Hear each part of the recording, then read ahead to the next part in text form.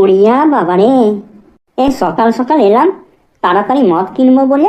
এ তো বিরাট বড় লাইন, দেখে মনে হচ্ছে ফ্রিতে মদ দিচ্ছে। লাইনে দাঁড়াই, মদ কিনতে গেলে তো ভোর হয়ে যাবে মদ পেতে পেতে। না, আমাকে কিছু একটা আইডিয়া বার করতেই হবে। কি করি কি করি কি করি, আইডিয়া! সাংবাদিক সেজে আগে দিকে যাই, সুযোগ বুঝে টুক করে লাইনে ঢুকে দেবো। যাই, প্রথমে এই দাদুটোর কাছেই যাই। দাদু, ও দাদু, আপনি এই লাইনে কি কিনতে দাঁড়াইছেন? আমি আমি জানিয়া কিনতে এসেছি। সে কি দাদু, এই বয়সে আপনি আর জানিয়া কিনে কি করবেন? আপনার চিনসা আলু দুটো আর প্রোটেকশনের কি দরকার বলুন তো? আর তাছাড়া যদি জানিয়া কিনতেও আসেন, তাহলে তো আপনি ভুল দোকানে এসেছেন। এটা তো মদের দোকানের মদ কিনবার লাইন। এই লাইনে দাঁড়াই আপনি জানিয়া কোথা থেকে পাবেন? ও তাই নাকি?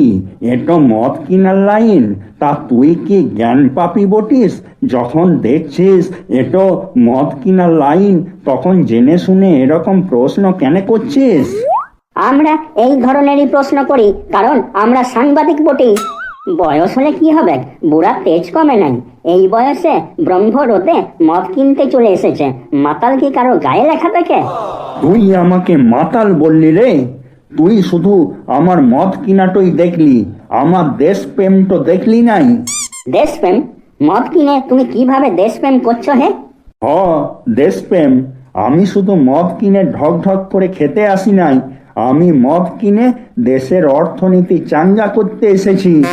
আমরা মদ না খেলে সরকারি কোষাগারে টাকা ঢুকবে কোথা থেকে?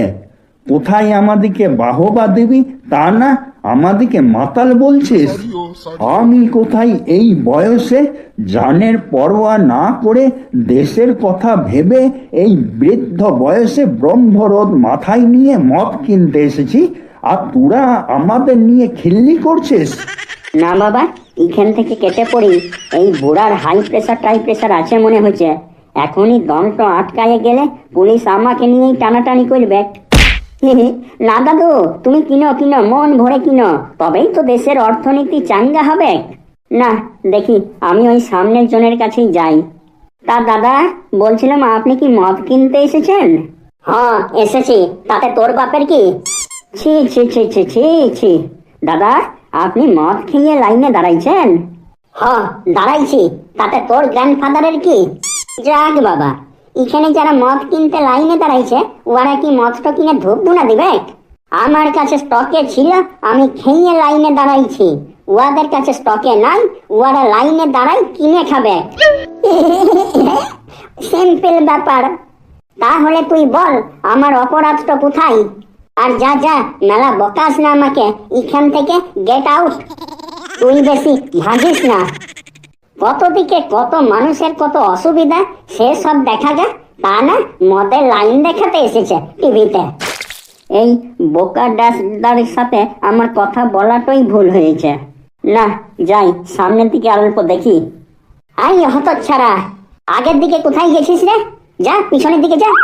হ্যাঁ হ্যাঁ, রাগ করো না মাতাল দাদা, তাই গেছি, পিছন দিকেই গেছি।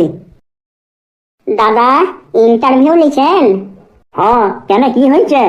না, বলছিলাম মানে কোন চ্যানেলে কটার সময় দেখাবে সেটা যদি অল্প বলতেন। আহা হা হা, কি ফুর্তি, একেবারে রাজকর্ম করতে এসেছে, তাই টিভিতে দেখাতে হবে। লজ্জা শরম আত্মসম্মান বোধ বলে কিছু নাই? কি যে বলেন দাদা, আমি পাড়ার দাগি মাতাল বটি। পাড়ার এমন কোনো ড্রেন নাই যেখানে আমি একবারও পড়ি নাই। পাড়ার লোকেই তো আমাকে ড্রেন থেকে তুলে ঘরে পৌঁছাই দেয়। আমার আবার মান সম্মান।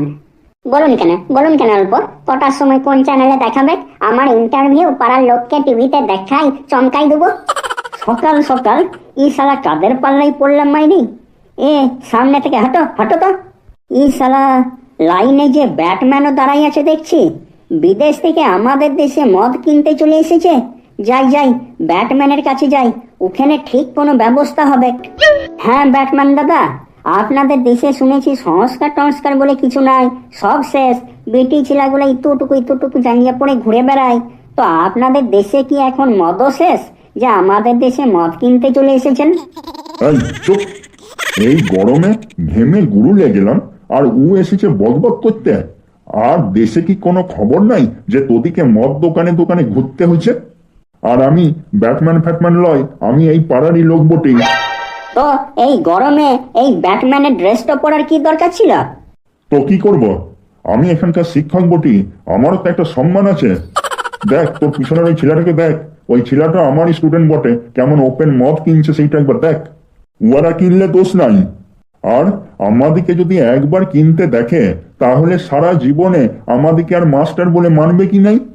তার মধ্যে আবার তোদের জ্বালাতন, যখন তখন ক্যামেরা খুলে চলে আসিস, ছবি তুলে টিভিতে দেখাই আমাদের সম্মানের 12টা বাজাই দিস। কেন বলতো? শুধু তো মদই কিনেছি, দোকান খুলেছে তাই মদ কিনছি, সমাজ বিরোধী কাজ তো করি নাই, তাহলে আমাদের ছবি তুলে টিভিতে দেখানোর কি হয়েছে? তোরা কি ভাবিস মদ খাই বলে কি আমাদের কোনো আত্মসম্মান বোধ নাই? যা পালা, এমনিতেই আমার মাথাটা গরম হয়ে আছে, এখনই এই হেলমেটটা দিয়ে তোর মাথায় এমন ঠোকা ঠুকবো নাই, মাথায় দুটো আব হয়ে যাবে, তখন বুঝবি মজাটা। না, যা বুঝলাম এখন আর লাইনে ঢোকা যাবে নাই। সবারই ব্রহ্মরথে দাঁড়াই দাঁড়াই মাথাটা গরম হয়ে রয়েছে, আর এই গরমের মাঝে যদি ইয়াদের মধ্যে আমি ঢুকতে যাই তাহলে আমার মাথাটাও বোধহয় ফাটাই দেবে। তার থেকে বরং ভালো ফাঁকাটো হোক, তারপরেই মদটা কিনে ঘরে এসিতে বসে বসে খাবো। আর না হলে আমাকে যদি জোর করে ঢুকতে হয় তাহলে আমাকে হসপিটাল যেতে হবে এখনই মাথায় ব্যান্ডেজ বাঁধাতে। তার থেকে বরং ফাঁকাটোই হোক। আর হ্যাঁ, তোমাদের এই মদের লাইনে গন্ডগোল ভিডিওটা কেমন লাগলো? তোমরা এই ভিডিওটাকে 10-এর মধ্যে কত নাম্বার দিবে সেইটা জানাতে কিন্তু কমেন্ট বক্সে ভুলো না। আর যদি তোমাদের ভিডিওটা খুব ভালো লেগে থাকে তাহলে একটা লাইক করে ভিডিওটাকে অনেক অনেক শেয়ার করবে তোমার বন্ধু বান্ধব আত্মীয় স্বজন পরিজনদের মাঝে। আর এরকম আরো নতুন নতুন মজাদার কার্টুন বাংলা ভিডিও দেখতে এই চ্যানেল অর্থাৎ কার্টুন নেট বাংলাকে সাবস্ক্রাইব করে আমাদের পাশে থেকো। তোমরা তাহলে এসো, আমি ওই গাছের ছায়াটাতে গিয়ে অল্প বসি। ইয়াদের সব লিয়া হলে পরে আমি তখন 1 বোতল কিনে নিয়ে ঘর যাব। যাও যাও, তোমরা এখন যাও, তোমাদের কাজ করো, যাও।